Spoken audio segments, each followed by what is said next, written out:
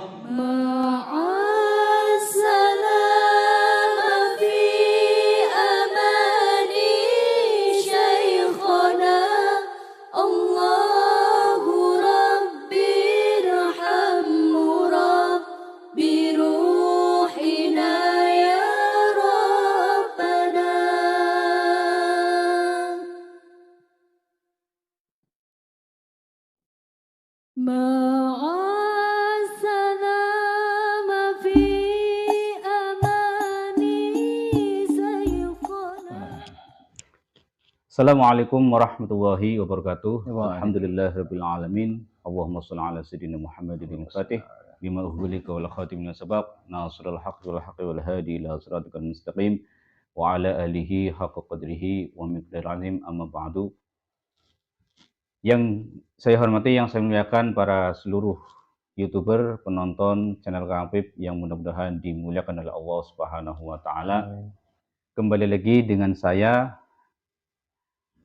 dalam acara bedah biografi, sejarah, dan kisah dari beliau almarhum Al-Maghfulah Romo Kiai Haji Rosyidi Malawi Jatibarang, yang kemarin sudah kami bahas 2 video oleh beliau Kiai Haji Khasin Mastuki, dan kali ini insya Allah kita akan membahas kembali, mempertegas kepada saksi hidup yang memang dari beliau Romo Kiai Haji Rosyidi Malawi mondok atau menjadi santri. Beliau ada salah satu teman ataupun murid dari beliau yang memang dari santri sampai sekarang dekat dengan beliau. Beliau adalah Kiai Haji Syafi'i Rusbi, dan insya Allah nanti kita akan berbincang-bincang kepada beliau seperti apa kisahnya, seperti apa perjalanan ketika menuntut ilmu bersama beliau. Nanti kita simak bersama-sama dengan Kiai Haji Syafi'i Rusbi. Dikatakan oleh Rasulullah SAW bahwa barang siapa yang menulis riwayat hidupnya seorang mukmin, maka sama halnya menghidupkannya kembali. Dan barang siapa yang membaca sejarah riwayat hidupnya orang mukmin, maka berarti ia menziarahinya. Dan barang siapa menziarahinya, maka berarti ia menziariku. Yang dimaksud menziarahiku adalah menziarahi beliau Nabi Muhammad SAW. Dan barang siapa menziarahi aku, kata Nabi Muhammad, maka ia akan mendapatkan syafaatku. Nah, maka dari itu, mari bersama-sama kita menyimak, menambahkan kisah-kisah hasanah yang dijalani oleh para wali-wali dan para guru-guru kita. Baik, langsung aja kita sambut bersama beliau Kiai Haji Syafi'i Rusbi. Monggo Pak Yai. Oke. Alhamdulillah sehat Kiai Syafi'i. Alhamdulillah sehat dan afiat. Beliau adalah dulu yang pernah nyantri bareng bersama dengan Romo Kiai Rosyidi. Iya. Baik, seperti apa kisah dari awal beliau kenal Kiai Rosyidi sampai beliau wafat? Kita ngobrol-ngobrol bersama beliau, ngobrol santai. Monggo, Pak. Ya. Assalamualaikum warahmatullahi wabarakatuh. Waalaikumsalam warahmatullahi wabarakatuh. Kepada para pemirsa yang merasa penasaran, artinya untuk melihat biografi seorang figur Kiai almarhum Al-Maghfulah Kiai Haji Rosyidi Malawi. Dalam hal ini padahal sudah pernah disampaikan oleh Abina, yaitu Kiai Haji Khasin Mastuki, dan memang sekilas ada hal-hal yang bersangkutan dengan saya pribadi, yaitu sebagai seorang murid dari Kiai Haji Rosyidi.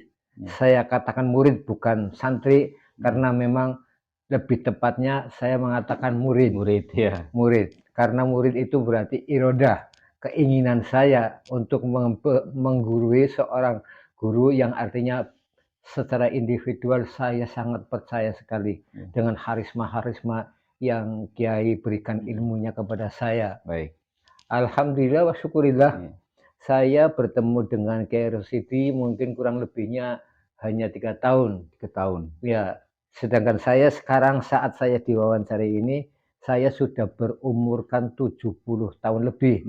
Jadi ini akan mengenang kehidupan saya waktu saya baru berumurkan kurang lebih antara 6 ditambah 3, 9, 6 tambah 6. Berapa? 12 ditambah 3. Ya antara 13-14 tahun. Ya. Waktu saya masuk ke pondok Darul Hadis Al-Faqihiyah. Darul Hadis Malang ya? Darul Hadis Al-Faqihiyah Malang. Ya. Baik. Berarti flashback ya, saya cerita masa lalu kita coba dibedah kembali. Iya. Makanya kalau memang ada kekurangan dan kelebihan ya kami mohon maaf karena ini mengingat sudah beberapa tahun yang lalu. Hitungannya kalau saya umur 70 diambil 13 tahun itu berapa tahun berarti? Ya berapa tahun itu? 57 tahun. Saya akan membicarakan tentang biografi dari seorang Kiai Al-Mahfulah Rosyidi yang begitu beliau seperti baru memunculkan harisma satu keturunan asror dari Al-Mahfulah Kiai Haji Malawi Syahroni. Nah ini saya akan baru akan mengungkapkan pertama yang saya lihat kemunculan seorang figur Kiai Rosidi, kelihatan bahwa ada semacam ilmu kasyaf. Kalau saya memahami ada kasyaf yang bisa meneropong kemana saja yang dikehendaki beliau. Nah dalam hal ini seperti apa yang diinginkan dari seorang moderator bahwa saya untuk menceritakan tentang biografi awal-awal Kiai Rosidi itu akan muncul kelihatan bahwa beliau itu adalah sebagai seorang kasyaf. Maaf sebelumnya kami akan menunjukkan terlebih dahulu sebelum saya banyak bicara ke sana, menunjukkan satu foto. Foto siapa itu, Ki? Ini pertama adalah foto Ustadz Abdullah Bilfaqih. Oh iya. Pengasuh itu ya? Pengasuh pondok pesantren Darul Hadis Al-Faqihiyah. Nama lengkapnya siapa? Nama lengkapnya Al Ustadz Abdullah bin Abdul Qadir Bilfaqih. Habib Malang, Surabaya. Habib ya. Bahkan waktu itu saya pernah melihat keturunan ke Rasulullah itu hanya hitungan belasan saja. Oh, belasan. Ya, dekat. Sangat belasan. Tapi untuk tepatnya saya tidak mengerti, hanya belasan saja. Coba. Ini ya pemirsa, jadi beliau adalah Al-Habib Abdul Qadir. Al-Habib Abdullah bin Abdul Qadir Bilfaqih dari Malang ya, pengasuh pondok pesantren Darul Hadis Al-Faqihiyah. Ya. Baik. Berarti beliau ini adalah gurunya Kiai Rosidi. Betul. Itu gurunya Kiai Rosidi. Baik. Yang kedua, saya ingin menunjukkan yaitu sebagai ini Ustadz Abdul Qadir adalah abahnya Al-Habib Ustadz Abdullah Bilfaqih. Oh, ini ayahnya, ini anaknya. Ya, ini anaknya. Oh, ini anaknya. Ini anaknya. Oh, ini ayahnya ya? Ya. Oh. Ini abahnya. Ini abahnya. Nah, kedua sosok min aulia ilahi saya diberitahu persis yaitu dengan almarhum Al-Mahfulah Syekh Ali Basalamah. Jadi Barang. Ya. Beliau mengatakan bahwa Ustadz Abdullah Bilfaqih ini adalah seorang waliyun min auliaillah. Ya, yang beliau itu mana waktu ada di pesantren Darul Hadis Al-Faqihiyah itu sering terlihat bahwa beliau itu menunjukkan sesuatu yang bisa bertemu dengan Rasulullah dengan keadaan aiqadhon, dengan keadaan sadar, bukan karena mimpi. Itu sudah sering kali, sampai ada tamu dari Madura itu kalau saya ceritakan agak panjang. Jadi hanya itu saja sering bertemu. Nah kemudian ini abahnya Ustadz Abdullah bin Fakih. Nah kemungkinan almarhum almarhurah Kiai Haji Rosidi itu menangi kayaknya, menangi Ustadz Abdul Qadir. Kalau saya tidak. Kalau Kiai Rosidi itu menangi ini. Beliau itu pertama dari Surabaya. Ya, dari Surabaya. Di sana juga ada pondok pesantren, kemudian melahirkan seorang putra yaitu Ustadz Abdullah bin Fakih. Mendirikan di Malang, Surabaya untuk meneruskan perjuangannya abahnya. Nah ini saya pada hari ini diwawancarai yaitu untuk mengungkapkan biografi seorang tokoh-tokoh ini saja saya agak sedikit bergetar. Makanya saya minta didampingi Abah Husin yang sekarang ada di depan saya, tidak terlihat dalam kamera. Jadi kita bertiga ya pemirsa, ada Kiai Syafi'i, ada beliau Kiai Haji Khosim Mastuki di belakang layar untuk mempertegas barangkali ada beberapa kekurangan seperti itu. Monggo lanjut. Lanjut. Nah, ini ada foto pertemuan saya dengan almarhum almarhumah Kiai Haji Rosidi. Nah, beliau itu pada saat itu, kalau saya berbicara umur saya kurang tahu persis, tapi untuk saya pribadi saya sudah punya istri dan sudah punya anak, sudah punya anak 2. Pas foto itu Pas foto ini. Jadi memang kekangenan saya, kerinduan saya memang terungkapkan dengan Pak Kiai Rosidi. Itu berkali-kali saya ingin foto itu tidak punya kesempatan. Nah dalam ini alhamdulillah saya punya kesempatan untuk foto bersama dengan Kiai Rosidi. Masya Allah, la haula wala quwata illa billah. Mudah-mudahan beliau dienakkan di alam barzah. Mari kita bersama-sama kepada pemirsa, mohon maaf sebelum saya berbicara banyak, lebih baik kita memberikan hadiah Fatihah kepada 3 sosok ini. Antara lain yaitu Ustadz Abdul Qadir, Ustadz Abdullah bin Fakih, kemudian Kiai Rosidi Malawi. Ala hadiniyah wa ala kulli salihah wa ala tahsanal Fatihah. Bismillahirrahmanirrahim. Alhamdulillahirabbil alamin arrahmanir rahim maliki yaumiddin. Iyyaka na'budu wa nasta'in ihdinas siratal siratal ladzina an'amta 'alaihim ghairil maghdubi 'alaihim waladdallin. Terima kasih. Dan kami mengucapkan terima kasih kepada para pemirsa yang sudah bersama-sama kita memberikan hadiah kepada bertiga ini. Mudah-mudahan kita akan mendapatkan keberkahnya. Amin. Akan mendapatkan berkahnya yang betul-betul ya Allah. Mudah-mudahan kita besok akan ditemukan dengan beliau-beliau itu. Amin ya rabbal alamin. Awal dari pembicaraan saya mulai akan melihat sesosok yang namanya almarhum Kiai Rosidi. Masya Allah, la haula wala quwata illa billah.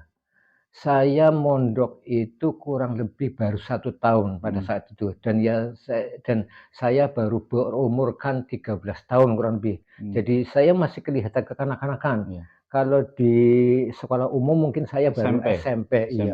SMP antara kelas 1 dan kelas 2 lah. Itu umur saya. Lah berjalanlah artinya kami ada di pondok. Saya sering dapat wadulan dari Kiai Rosidi. Beliau ngomong dengan saya, aku mene, ini bahasa Jati Baratnya, yang mene tujuannya ki panluru ilmu ya. Jebule barang ketemu Ustadz Abdullah, yang malah dikongkon mulang. Mulang itu kan lagaknya Kiai Rosidi kan begitu, agak lucu-lucu sedikit. Kok jebule dikongkon mulang, sinyong kepimen kiye, nyong kok kita dicoba. Lah saya ngomong dengan Pak Kiai, saya mengundangnya pada waktu itu bukan Kiai, Mu'alim panggilnya. Mu'alim. Ya, Mu'alim Rosidi, karena beliau itu adalah salah satu pembantu pengajar di daerah beliau. Mu'alim, orang usah kaget sampeyan kene Ustadz Abdullah bin Fakih balik dan jadi ulama besar. Wis barokah bae jukute. Iya ta iya. Nah, begitulah yang diceritakan oleh Kiai Rosidi dengan saya secara pribadi.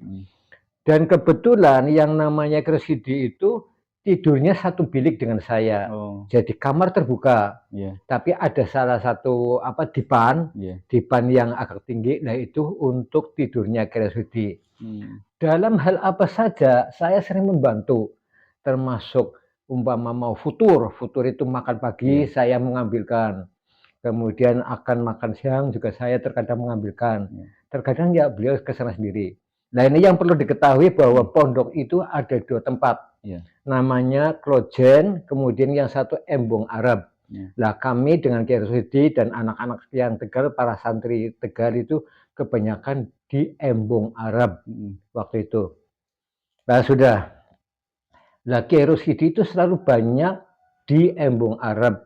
Dan disitulah beliau bisa mengayomi untuk anak-anak Tegal yang artinya pada taklim, pada belajar ilmu itu memang selalu diayomi oleh Kiai Rusidi, oleh beliau.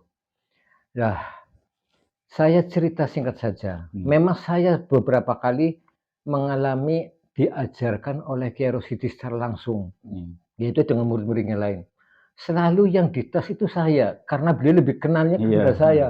Tetangganya sendiri. Iya, jawab. Saya katakan saya tidak bisa, aku harus bisa malim. Oh, kok mau goblok? Kok mau digoblok? Ya sudah saya menerima, memang saya goblok, wis. Pancen goblok. Goblok. Orang pinter-pinter sih. Mulai belajar terus kan.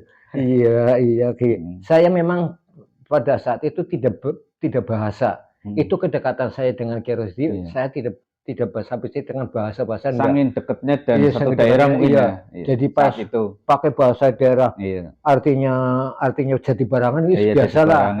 Iya. Itulah.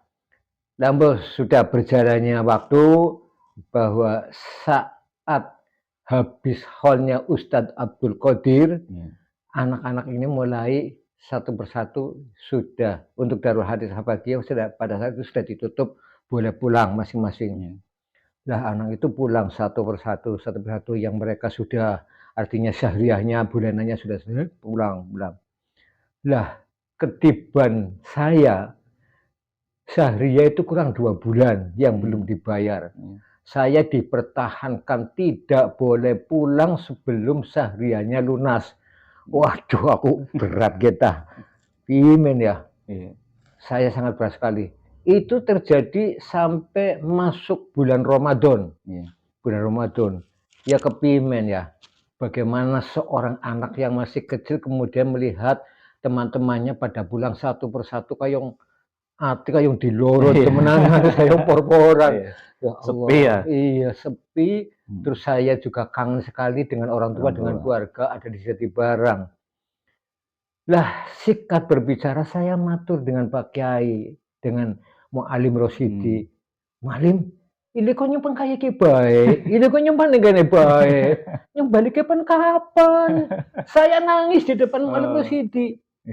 Oh, tembel kayak aku lah wong nyimpen negane ora apa-apa nggo batur kok.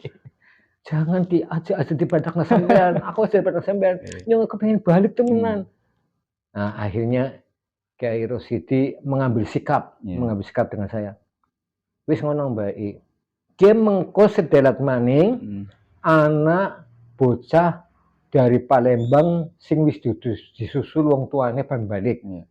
Iya terus minggi. Terus mengko kon ngesol ning tengah-tengah. Ning tengah-tengah apa? Ning tengah-tengah jamaah sing pada balik. Kiai ini anak-anak baik iki. Aku ngomong aku engkar guyonan. Kiai ini anak baik. Yang wedi enggane Ustadz Abdullah kan aku ngerti watak orangnya keras sekali, galak.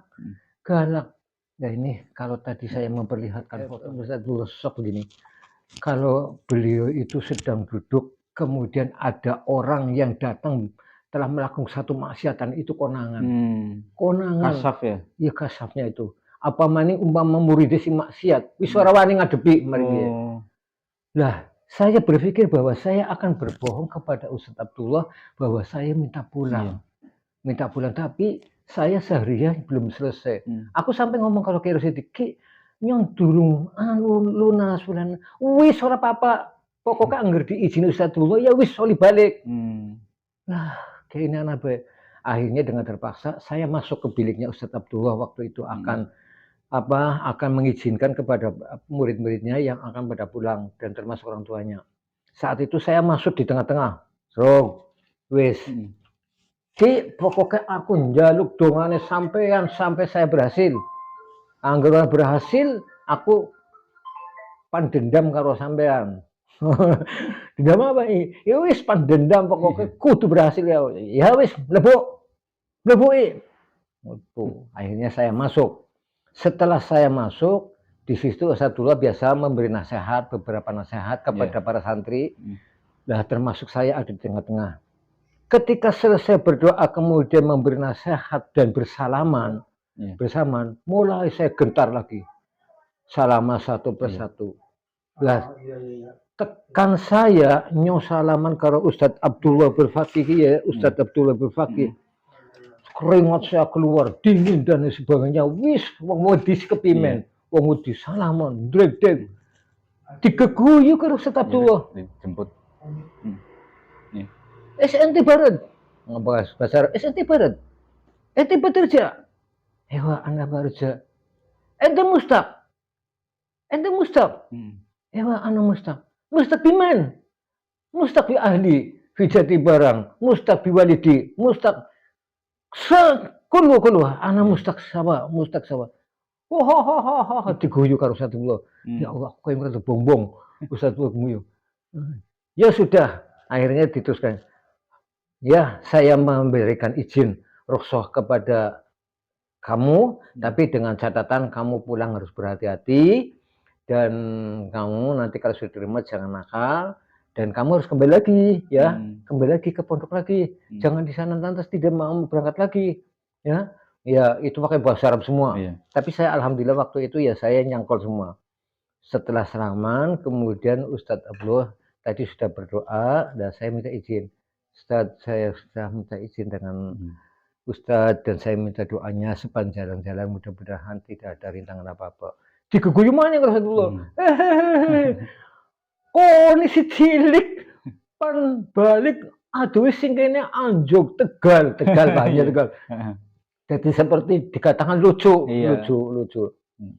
Ya pada intinya akhirnya saya mendapat izin untuk pulang. Nah saya datang lagi ke Cairo City. Malim, alhamdulillah berhasil saya untuk pulang. Durung kon, durung apa mana ki? Durung berhasil, durung berhasil balik temenanan. Oh, si bimen, kon kudu izin mari mu'alimin para guru-guru ini. Kamu izin semua. Lagi di antara guru-guru sing paling rada alat kok Mu'alim Rumli yang dari Madura, nah itu namanya Mu'alim Rumli itu juga orangnya alim, pinter.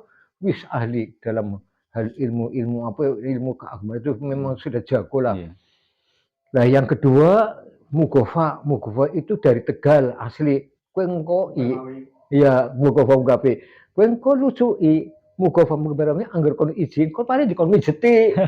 Lah angger kon mijeti dikon kemurbet dambung burine itu kok lunga. Itu kayak lucunya di situ. Malim Rosidi saya terkenang sekali itu pembicaraan itu. Dah, akhirnya saya langsung datang ke Mu'alim Rumli. Memang saya ditegur dengan Mu'alim Rumli namanya. Kamu mau pulang?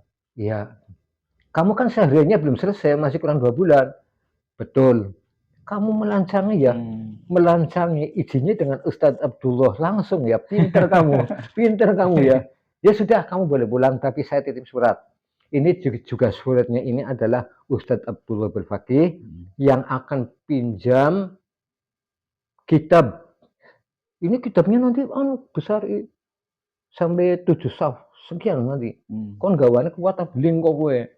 Ya insyaallah wis pokoke intine nyong balik kok ya bae wis pikir apa. Akhirnya dituliskan surat, dititipkan dengan saya bawa, saya minta izin, diizinkan sama Alim Rumli itu tadi.